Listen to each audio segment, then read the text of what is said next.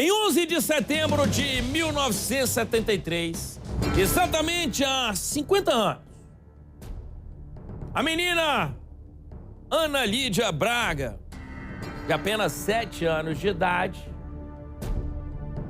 ela foi levada da porta de uma escola particular na L2 Norte. Nesse dia, a família da menina acionou a Polícia Civil. Começaram então as buscas por ela, por essa criança. Hoje você vai acompanhar, cara, o primeiro episódio de uma série especial, que é Ana Lídia, 50 anos de mistério. Paulo Vitor, nosso querido Tatuzinho, foi até locais que foram cenários desse crime que chamou a atenção e, olha, chocou os moradores da jovem cidade na época. Tinha apenas 13 anos, desculpa. 13 anos. E é um crime que até hoje é falado no meio policial. Vamos ver na tela.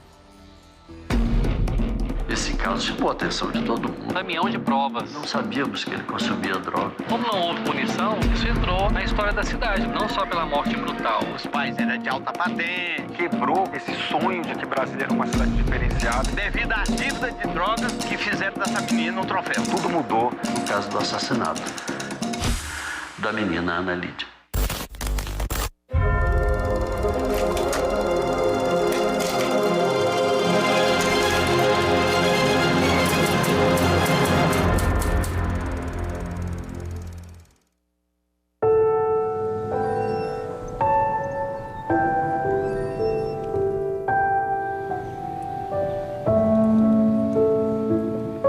Contarmos a história da Ana Lídia Braga, de apenas 7 anos, crime que chocou todos os moradores de Brasília na década de 70, nós viemos até o bloco onde ela morava, com os pais e os irmãos. Olha só o detalhe, eu estou exatamente no corredor que dá acesso para o apartamento 108, onde a criança de apenas 7 anos morava com os pais.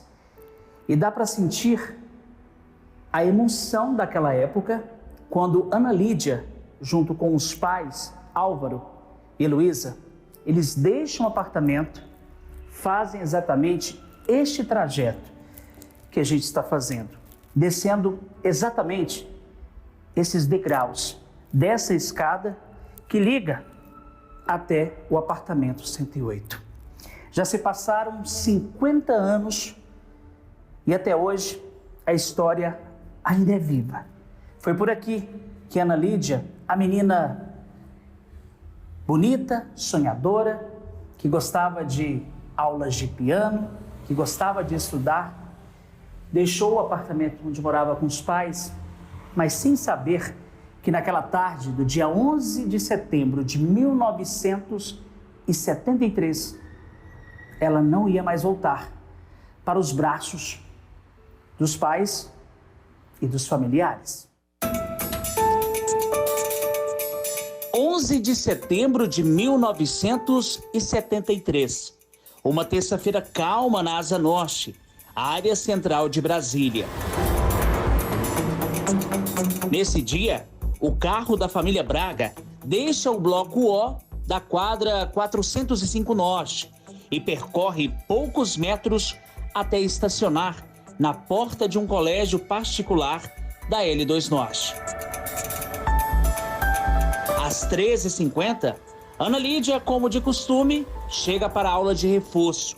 A mãe, Heloísa Rossi Braga, acompanha a filha e deixa a menina de 7 anos poucos passos da sala de aula. Entrega a merenda e se despede da filha com um beijo. Infelizmente, os que tiveram ou que vivenciaram o fato realmente já faleceram. Tá? Muitas pessoas aqui que eram muito antigas em termos de idade, né, que conviveram com o fato, realmente já faleceram. Ana Lídia estava na primeira série do ensino fundamental. Estudava de manhã, mas há um mês ia todas as tardes para o colégio, para aulas de reforço e piano. Mas naquele 11 de setembro, o jardineiro do colégio viu quando a menina saiu tranquilamente com um homem alto, magro e cabelos loiros, características do irmão de Ana Lídia, o estudante Álvaro Henrique Braga, na época com 18 anos.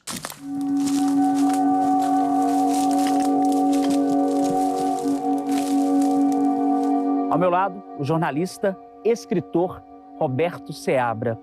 Roberto, que trouxe para as páginas de um livro, veja só o detalhe, a história da época desse crime bárbaro. Silêncio na Cidade. Roberto, primeiramente, eu quero agradecer de você participar dessa série conosco. Aqui você apurou como jornalista, né? Mas trouxe para as páginas de um livro uma história romantizada. Foi isso mesmo? Isso mesmo. Eu apurei até onde eu pude apurar.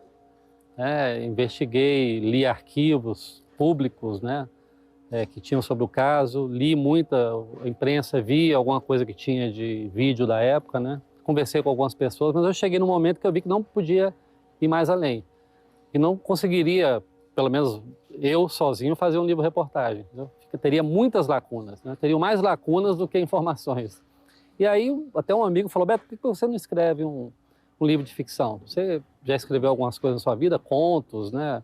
Crônicas, se mete aí na literatura, cara. Acho que quando a realidade esconde a verdade, eu acho que a literatura tem todo o direito de mostrar o que aconteceu, ou pelo menos uma versão do que aconteceu, né?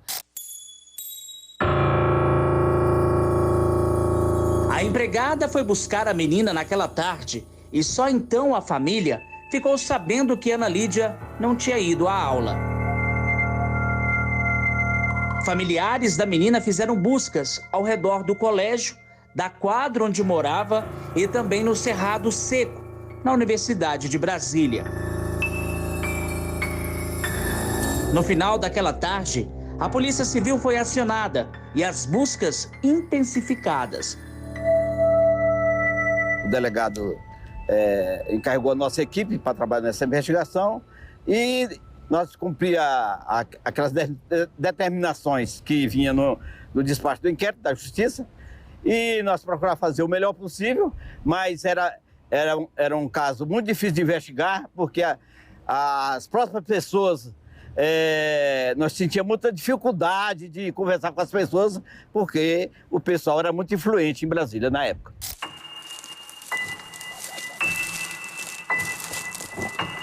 Após a menina Ana Lídia ser dada como desaparecida, os pais procuraram a Polícia Civil para pedir ajuda. De imediato, os agentes começaram a fazer buscas, principalmente no começo da tarde do dia 11 até o dia 12. As buscas, naquela época, década de 70, se concentraram aqui nesta região de mata, que fica atrás da Universidade de Brasília, onde hoje é o Centro Olímpico da UNB. Foi aqui exatamente neste local que os policiais, juntamente com os familiares de Ana Lídia, eles fizeram essas buscas. Até que, no dia seguinte, uma quarta-feira, dia 12 de setembro, às 12 horas, um rato passava pelo local, em direção a uma vala rasa. Esse rato, segundo informações e reza a lenda, deu direcionamento para 3 policiais que foram até essa vala e encontraram um pedaço de madeira. Esse pedaço de madeira, ali estava o corpo da menina Ana Lídia, que foi sequestrada.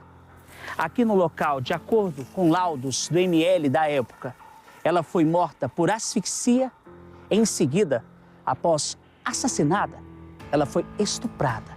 Inclusive, do lado do corpo dela, os policiais encontraram 2 preservativos e também um papel higiênico, possivelmente com marcas daquele ato brutal. Tudo foi levado para uma perícia no Instituto Médico Legal, IML, e também o IC, Instituto de Criminalística. E foi comprovado de que aquele material genético do estupro era de uma pessoa somente. De lá para cá, esse mistério em torno de Ana Lídia continua, porque foi aqui nesta região que uma dor comovente tomou conta não só dos familiares, mas de uma jovem capital inteira que naquele dia passou o horário do almoço assustado, chocado com a notícia da morte, do estupro e do sequestro da menina Ana Lídia Braga, de 7 anos. Ana Lídia foi o primeiro grande crime de grande repercussão, pelo menos aqui no plano piloto. Então, até 1973, os moradores de Brasília achavam a cidade realmente um paraíso. Era uma utopia, uma cidade segura, onde as crianças podiam brincar sem nenhuma preocupação dos pais. Depois da Ana Lídia, tudo mudou. As pessoas começaram a ficar mais preocupadas. Apesar de Brasília continuar sendo uma cidade muito segura, ainda mais ali anos 70, 80, mas o crime foi marcante por causa disso, porque ele tirou aquela inocência que as pessoas tinham da cidade, aquela visão utópica da cidade, e ela veio para o mundo real, né, com crimes bárbaros e tudo mais. Como não acontecia quase nada na área de policial, esse caso chamou a atenção de todo mundo. Poxa, Brasília é uma cidade calma, uma cidade tranquila, onde não ocorre nada, de repente tem um caso dessa dimensão, etc. Então aquilo virou assunto de todas as rodas, etc, etc. A partir daí, houve também uma atenção maior à questão das drogas na cidade. Até então, as autoridades públicas, não sei se toleravam ou não se incomodavam com a questão, que parecia ser residual, parecia uma coisa pequena. E aí é que se foi perceber que não, a droga já tinha chegado para valer e já estava começando a provocar incidentes ou acontecimentos trágicos, como foi o caso do assassinato da menina Ana Lídia. No próximo episódio da série Ana Lídia, 50 anos de mistério, você vai ver o que aconteceu com os suspeitos do sequestro e assassinato da menina Ana Lídia e como um caso que chocou os moradores de Brasília e chamou a atenção para a recém-inaugurada capital do país ainda é rodeado de mistérios e 50 anos depois não tem solução.